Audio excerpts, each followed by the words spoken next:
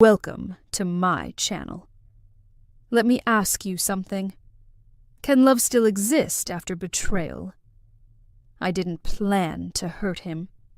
I didn't plan to fall for someone else. But it happened. And I've never cried this much in my life. What if you lose the person you love most because of your own mistake? Tell me in the comments. Do you think love can survive cheating? Stay with me, because this is not just a story.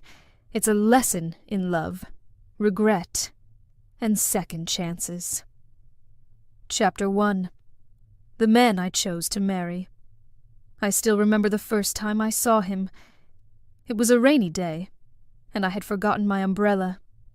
He walked past me, then stopped, turned back, and held his umbrella over my head. We didn't speak much, just smiled. But something about him felt calm, safe, and warm. That small moment stayed with me. After a few weeks, we met again. This time in a bookstore. I was buying a novel. He was in the same line. He looked at the book in my hand and said, "That's a beautiful story. You'll cry at the end." And he smiled again. That smile was kind, not the kind that tries to impress you, but the kind that makes you feel understood. We started meeting more often.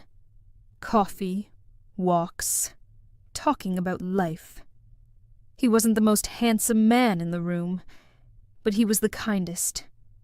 When he listened, he really listened. He made me laugh, and more than that, he made me feel seen. I had dated men before who only looked at my face, my body, my clothes. But he looked at my eyes. He remembered small things, like how I like my coffee, or how I get quiet when I feel tired. And when he asked me to marry him, I didn't even think. I just said yes. Because in that moment, I believed love was this. Soft, strong, simple. Our wedding was small, but beautiful. We danced slowly, under yellow lights. My friend said, "You are lucky. You found a good man." And I agreed. I felt safe. I felt chosen. I felt ready to build a life. We moved into a small apartment and began our new chapter. Cooking together. Watching shows. Sharing socks in winter.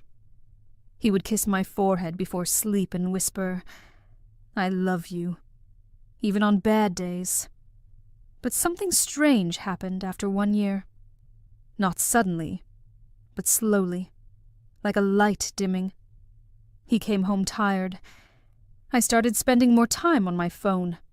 We stopped asking each other deep questions. No more, "How was your day?" No more long hugs. Just short talks about groceries, bills, and chores. We were still good people, still loyal, but we were not in love the same way.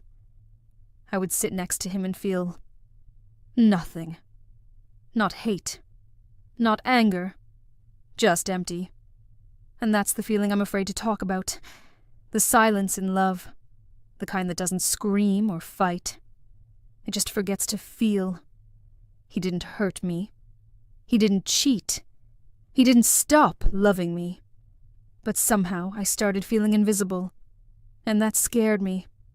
I wanted to talk to him, but I didn't know how. I wanted to feel close again, but I didn't know where to begin. So I smiled.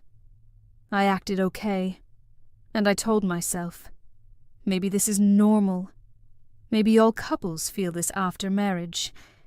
But deep inside, I was hungry. Not for attention, but for connection. I wanted someone to look into my eyes again, and really see me. I wanted someone to ask me, "Are you truly happy?" and wait for my answer. I loved my husband, truly. But the problem was, I didn't feel loved anymore. Not in the way I used to. Not in the way I needed. And that's where everything began to change. Not with a fight. not with a drama, but with a quiet pain I didn't share, a need I didn't speak, a hole that kept growing inside me, until one day, someone else noticed it.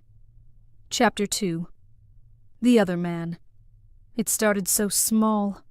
A message, a smile, a short talk at work. I never thought it would mean anything. I never thought it would become something I couldn't control. He was just a person I saw often. He worked in the same building. He used to nod politely when we passed each other.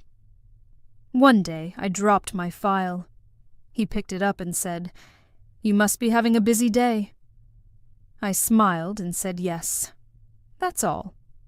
Nothing special, but in that moment, I felt noticed.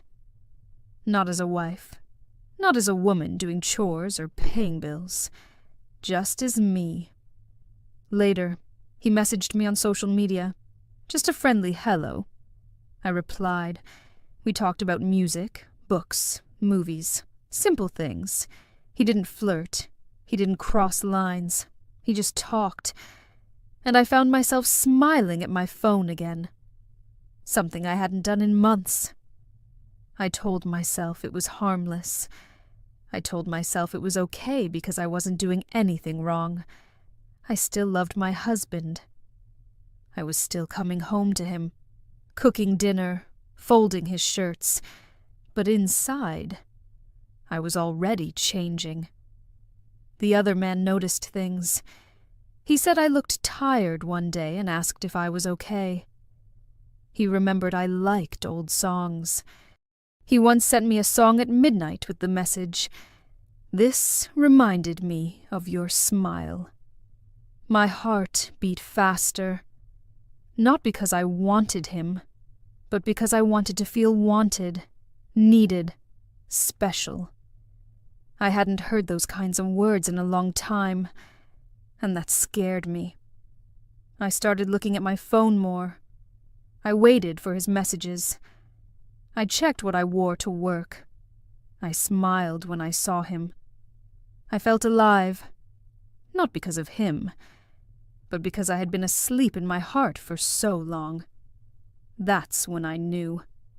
This was no longer just friendship.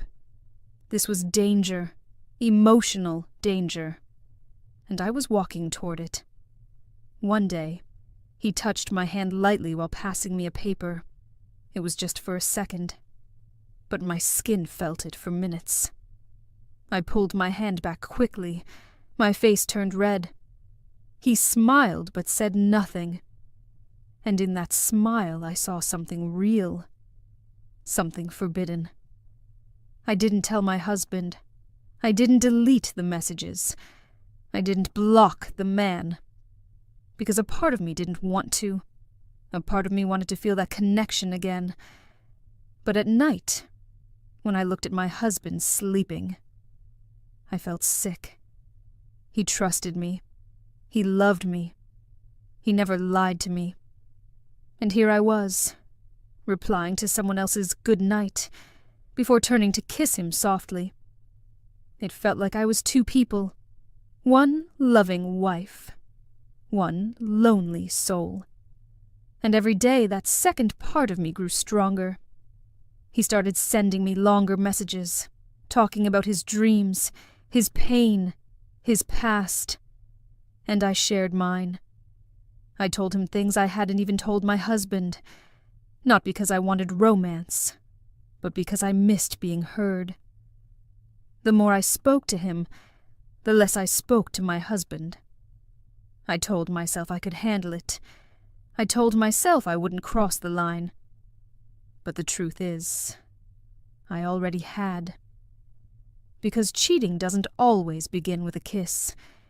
Sometimes it begins with a feeling that you hide, a feeling you feed in silence, a feeling you hope no one finds out. And I was feeding it, every day, without even knowing how close I was to losing everything. Chapter 3. The First Lie. The first lie was not big, just a simple sentence. I'm working late, But I wasn't. I had stayed at the cafe longer, talking to him. We didn't touch. We didn't do anything wrong. At least that's what I told myself. But when I came home, my husband asked, "Was the meeting okay?" I nodded and smiled. That was it. One small moment. One small lie. But it felt like a stone in my chest. After that, lying became easier. It's just a friend. I'm busy with a project. I need to take this call. I looked at my husband and hated myself. He trusted me so much. He never touched my phone. He never asked questions. He believed in me more than I believed in myself. And every time he smiled at me, it hurt. Because I knew I was hiding something that could break him. The other man never asked me to lie. He didn't ask me to meet in secret. But the way we talked, the way we connected,